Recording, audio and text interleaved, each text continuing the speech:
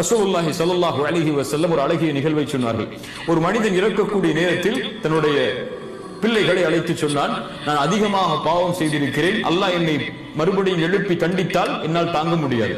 அதனால் நான் இறந்ததற்கு பிறகு என்னை எரித்து பாதையை காற்றிலே கலந்து விடுங்கள், பாதையை கடலிலே கலந்து விடுங்கள் என்று. அதுபோல் பிள்ளைகள் அவர் இறந்ததற்கு பிறகு அவர் சாம்பலை பாதையை காற்றிலே கலந்தார்கள், பாதையை கடலிலே கலந்தார்கள்.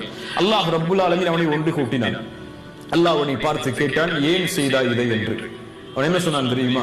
யா அல்லாஹ், இவ்வளவு பெரிய பாவம் செய்திருக்கிறேன், இவ்வளவு பெரிய குற்றம் செய்திருக்கிறேன் என்றெல்லாம் சொல்லவில்லை. யா அல்லாஹ், உன் பயம் என்று சொன்னான். மகாஃபத்துக யா ரப், உன் பயம் யா அல்லாஹ். அல்லாஹ் ரப்புல் ஆலமீன் சொன்னான், உன் பாவத்தை நான் மன்னித்து விட்டேன் என்று. அவன் செய்தது பெரிய குற்றம். இன்னும் சொல்ல போனால் அவன் மறுபடியும் அவனுக்கு அல்லாஹ் உயிர் கொடுத்து எழுப்புவான் என்பதை மறுக்கிறான். அதனால்தான் எரித்து சாம்பலாக்க சொன்னான். ஆனால் அவன் அறியாமையில், பயத்தில், அல்லாஹ் என்னை தண்டித்து விடுவான் என்ற நினைவில் ஏதோ ஒரு காரியத்தை அவன் தெரியாமல் செய்து விட்டான். அவன் சொன்ன வார்த்தை அல்லாஹ்விற்கு பிடித்தது. யா அல்லாஹ், உன் பயம் என்று. அல்லாஹ் ரப்புல் ஆலமீன் அவன் செய்த பாவத்தை கணக்கிடாமல் அதை மன்னித்தார்.